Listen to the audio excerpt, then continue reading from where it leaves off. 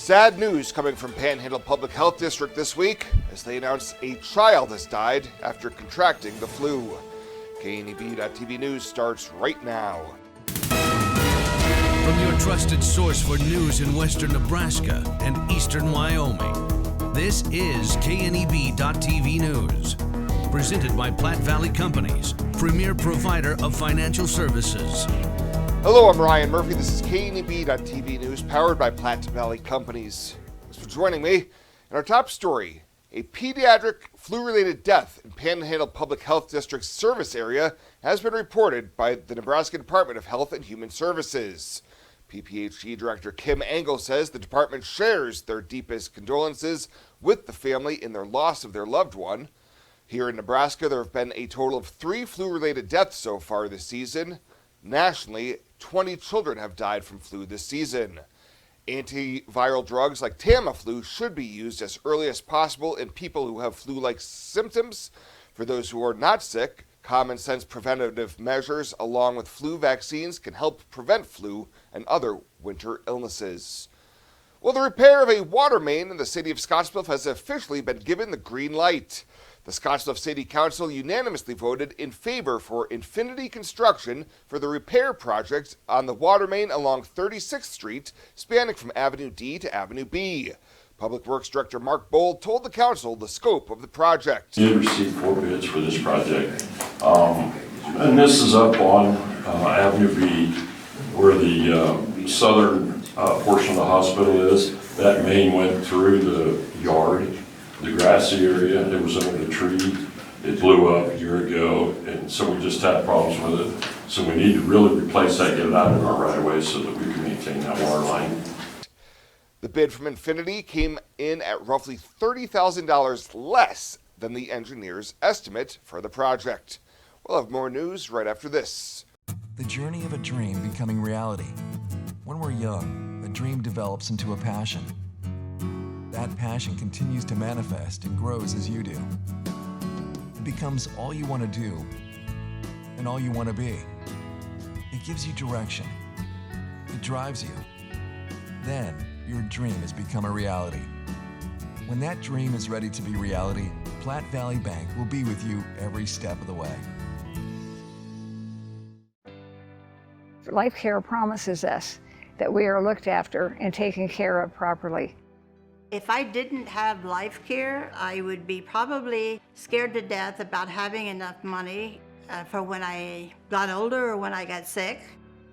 Moving in here was an easy decision and in fact a no-brainer. I looked at it as actually buying long-term care insurance and in retrospect a good move. One of the things that convinces me that we did the right thing is no matter what happens, we will constantly be taken care of. The whole thing is just vital because you don't have to be worried about what's ahead for you. It's there, it's in black and white, and that's reassuring. This is home. It has been from the day I moved in. Welcome back. A 20-year-old Minutair man who was arrested following an investigation into child sexual assault has pleaded no contest to the charge he was facing. In October, a 17-year-old victim was interviewed at Capstone and said that Harley Creeling had touched them on top and under their clothing. The victim said that the assaults have been going on for more than 8 months and always told Creeling to stop. On Tuesday, he pleaded no contest to third-degree sexual assault without consent and is scheduled to be back in court on February 1st in Scottsbluff County Court before Judge James Warden for sentencing. Well, Bayard Senator Steve Erdman is hitting the ground running with his efforts to get legislative rule changes enacted this year. As yesterday's unicameral session got underway, Erdman told colleagues that it was the last day to submit changes to streamline the debate process. This coming Monday, there will be a Rules Committee hearing, but it should not be a marathon session like it was back in 2023. So we're going to figure out how to make this a streamlined process that we're not there till midnight. But I encourage you, if you have rule changes you'd like us to consider, get those in. We'll listen to those on Monday. And then it is probably going to be on Tuesday morning, we'll have an executive session on the Rules Committee to decide which ones come to the floor. Erdman says so far there have been 29 rule changes submitted to be reviewed. And Nebraska Attorney General Mike Hilgers announced his 2024 legislative priorities. The bills all focus on strengthening the protections for vulnerable Nebraskans from exploitation. One of the core responsibilities of our office is in the consumer protection space. You've seen our office filing lawsuits throughout this year and years previous Attorney General to be able to help go after those who would defraud or deceive consumers in Nebraska. Many times those people who are deceived lose money. And in some cases, too many cases in my view, those individuals there aren't as many tools to actually get the money after it's been taken and maybe it's been spent. And so what we're asking the legislature for is some increased tools for our office to be able to help mitigate the financial harm to those particular customers and Nebraskans. And we think by getting some of those tools, we'll be able to ensure that we can do more to get their money back. Hilger said he is grateful for the senators for introducing the 3 bills he is pushing, and said he looks forward to working with the legislature to pass the common sense bills, which he says will do enormous good for Nebraskans' health and well-being. Welcome to Kelly's Liquor, your liquor cabinet. Whether you're a wine enthusiast, a whiskey sommelier, a tequila connoisseur, or you just love your beer, Kelly's has the best selection of what you're looking for. Family owned and operated since 1946 and right on 27th Street in Scottsbluff. Come see us today at Kelly's Liquor, your liquor cabinet. And remember to be a good neighbor. Don't drink and drive. Kelly's Liquor, West 27th Street in Scottsbluff. Fly United Airlines, operated by SkyWest with Western Nebraska Regional Airport. United is dedicated to going the extra mile for you with daily flights to and from Denver, along with a commitment to excellent service. Reserve your flight today, and remember, United miles can be earned and redeemed with your flights. While at the airport, stop and enjoy authentic Italian food at Roma Italian Restaurant. Plus, Hertz Thrifty Car Rental is there for your car rental needs. Make life easier, relax, and get on board with Western Nebraska Regional Airport.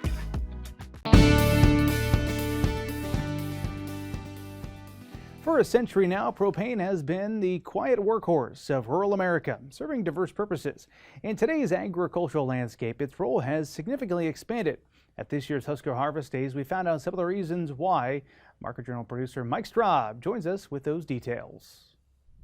Propane plays a large role in agricultural places, especially those that get freezing temperatures in the winter, to heat agricultural buildings as well as greenhouses. Propane grain dryers can remove the same amount of moisture from harvested grain while using half the thermal energy as previous older models. Most folks around the farm understand kind of what we do as far as very traditional types of things. You know, grain drying is a big user of propane this time of year across the Midwest.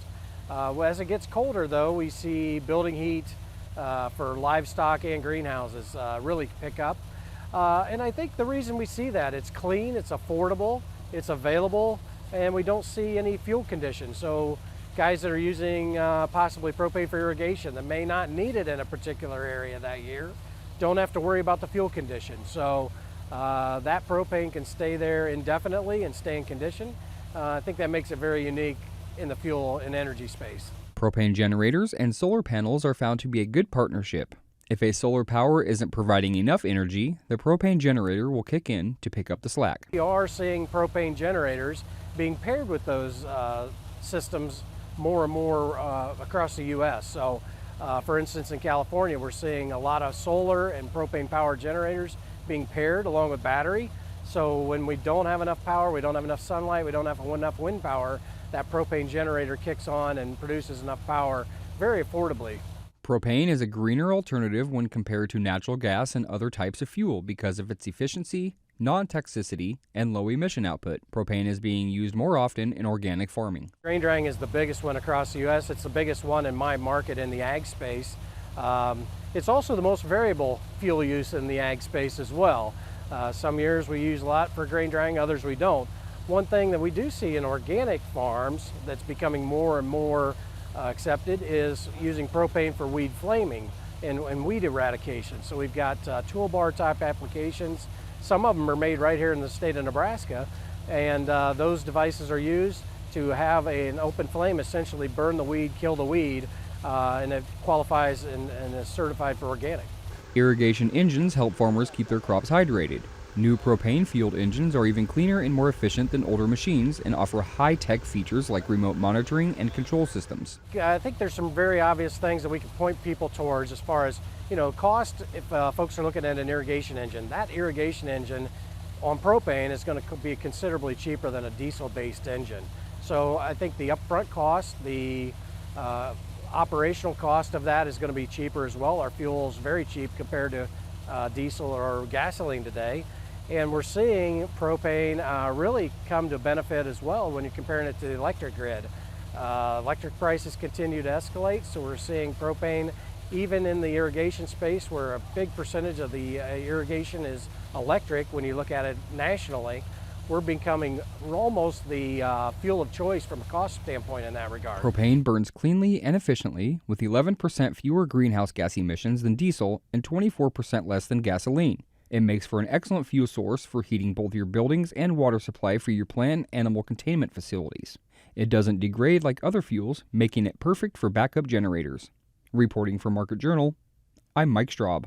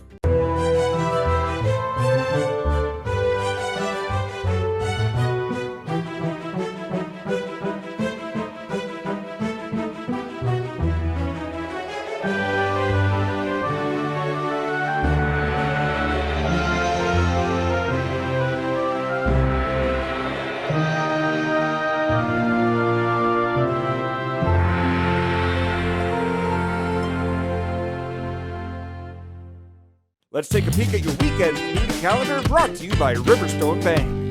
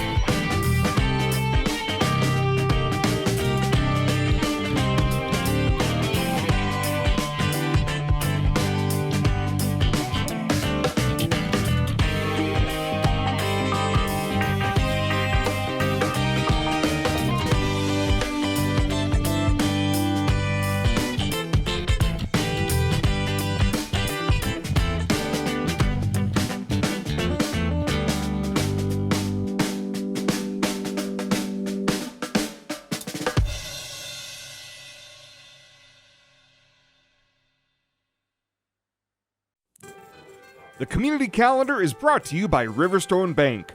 We're local and we love our community.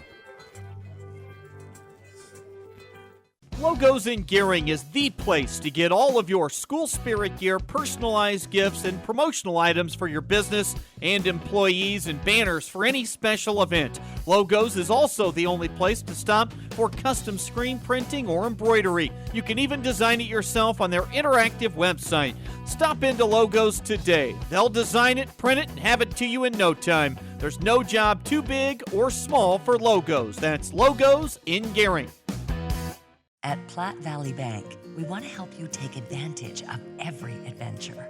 We know you have plans, goals, and dreams. Let us help you with them. Whether you are just starting the business you have always imagined or looking to grow your existing one, we have a business loan to fit your needs. Stop in and see us at Platte Valley Bank and let us help make your dreams a reality. You belong here.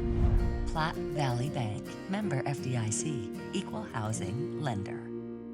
And finally tonight, the 2024 campaign season kicks off into another gear today as those wanting to run for state and federal offices can start filing with the Nebraska Secretary of State's office. The primary election filing deadline for all incumbents, no matter their current office, is February 15th, while non-incumbents have until March 1st to toss their hat into the ring. Candidates can access filing-related documents and information on the Secretary of State's website, including the 2024 Candidate Filing Guideline, instructions for candidates on how to file, the qualifications for public office, and other important information.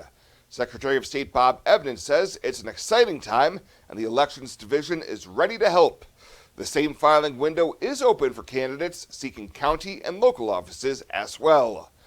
Well, that is it for us this time. Thank you so much for tuning in. Have a great weekend. We'll see you back here on Monday.